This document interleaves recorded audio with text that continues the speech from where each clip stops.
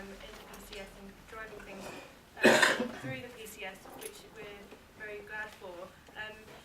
In terms of moving things forward with the trade unions and also public education, we have a pledge which we can give out, which we're asking organisations to sign up to, and makes the basic case of decriminalisation. We also have a fact and fiction piece, because there's a lot of misinformation about prostitution out there, and we are asking people to put pressure on the unions that do support increased criminalisation, such as Unison and TUC Women's Committee and the Scottish TUC also.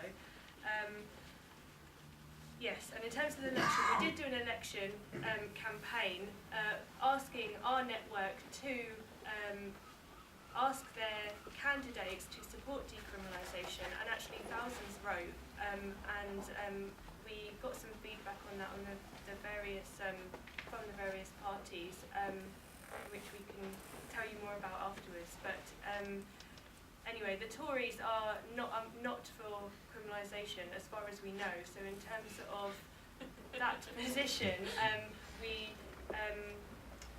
they're actually, some of them are supportive of us. However, you know, we're basically against them because they're the ones forcing us into prostitution in the first place. So. I should say, I'm sorry, I didn't mean to laugh then. I just had a vision of course, the Tories wouldn't want to criminalise their own party. Sorry. On the NHS reinstatement bill, that now falls because we're in a new parliament. So if we'll have to represent it in some form, if only to get a debate going. Do you envisage that happening? Yeah, we're going to have to. As people know, Alison Pollock was the designer of it. She was the advisor to the NHS Select Committee in Commons, and then got almost victimised out under the last government, under the New Labour government, let alone the coalition government. But she's been up in Scotland. She's been doing some fantastic work.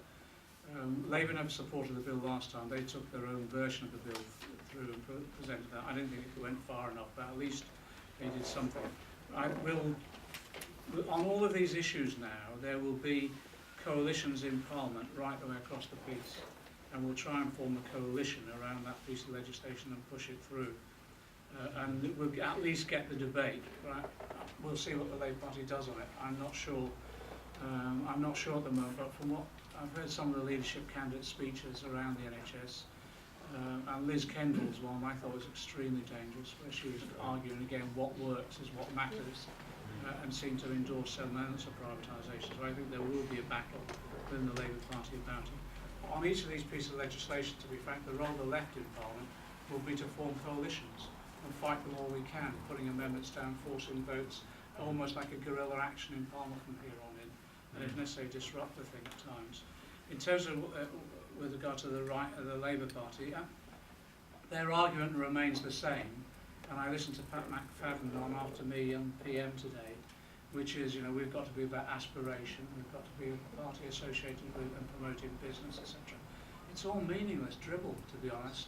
Their strategy is all this bit about, you know, we've got to attract the middle ground, it's all about Middle England, all the rest. Well, when you get elected, you form a coalition of all the support you can get. And that includes Labour's never got elected just on working class votes.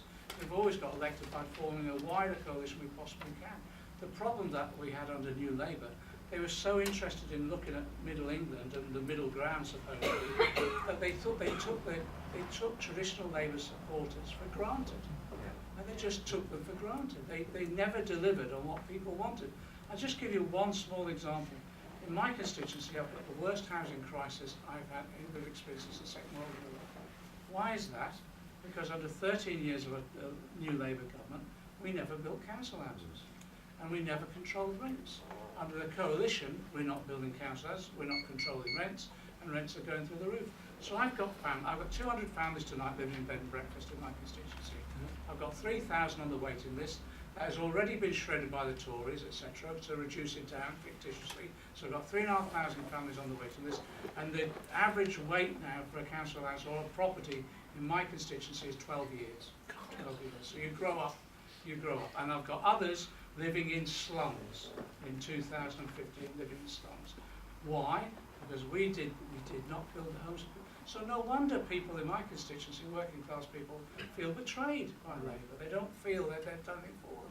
And then if you go to work and you've not got the trade union rights, the trade union identity has collapsed, you're living on minimum wage and get exploited as of that, even on the minimum wage that people are paying and getting underneath it. So I think the Labour Party overall will now analyse why we lost the election.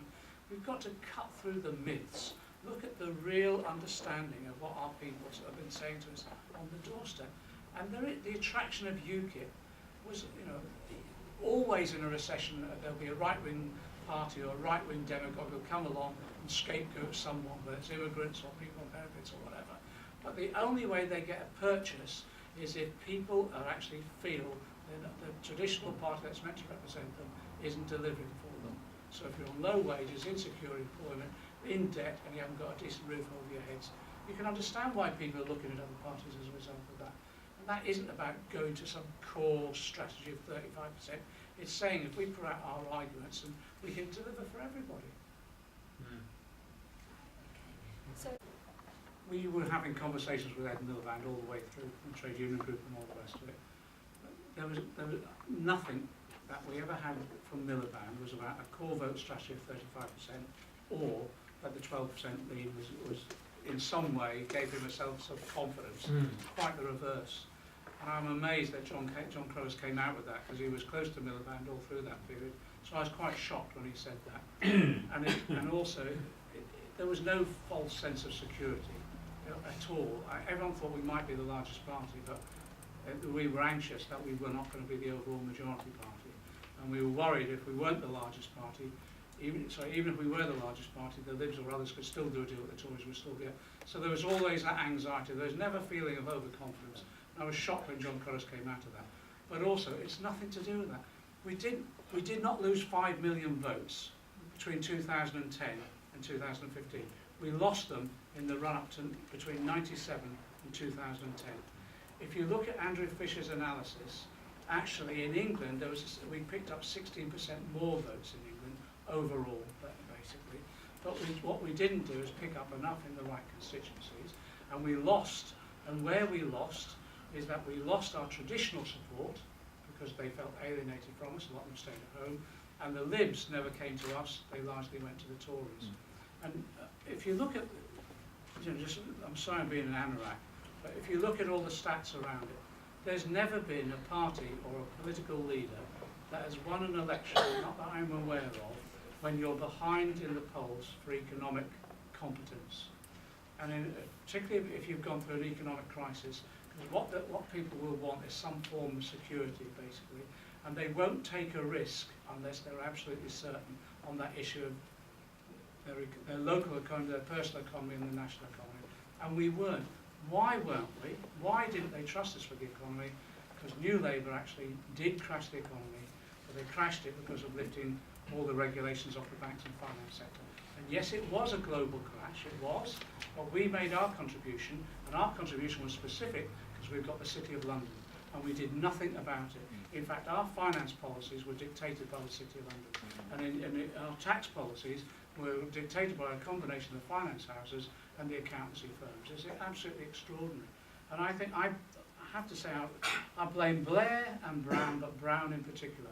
We were trying to get discussions going around all these issues at Brown, and the arrogance was astounding, really, absolutely astounding.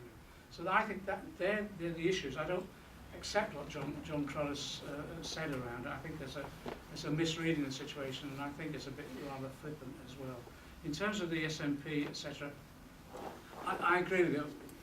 We've got to continually point out to Labour now what happened in Scotland could happen right the way across England.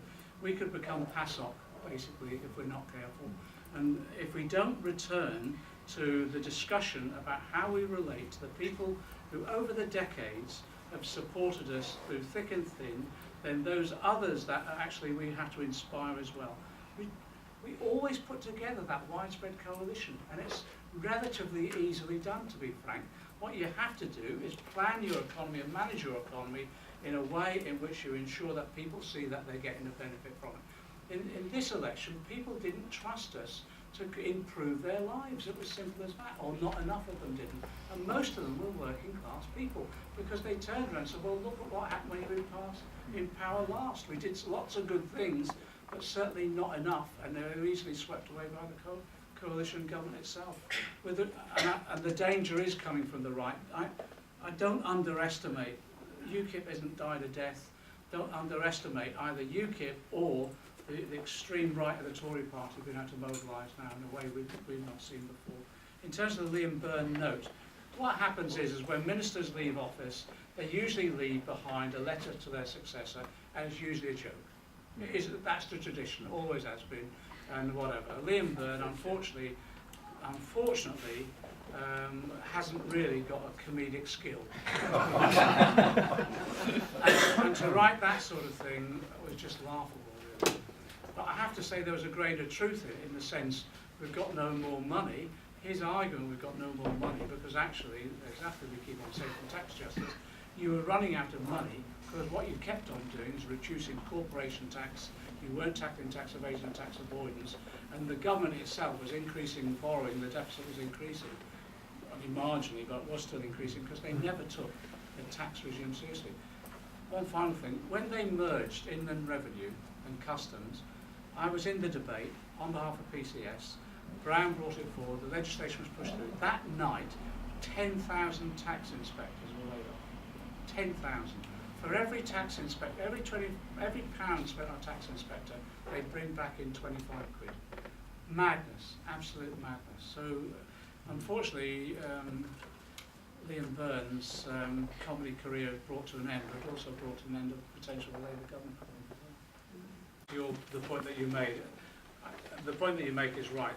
Right-wing economics now will try and hegemonise the whole debate. So just my final words are two things really. Challenge every idea now, and resist. Just resist. Take every opportunity you can to resist. That's all we can do now. Resist them. I don't think just because this government is elected doesn't mean to say it will get its way. Governments require the consent of the people still. And to be frank, if we resist long enough, we've brought governments down before now. So I think we've got to be emboldened and quite courageous about that resistance. But the one thing you shouldn't resist is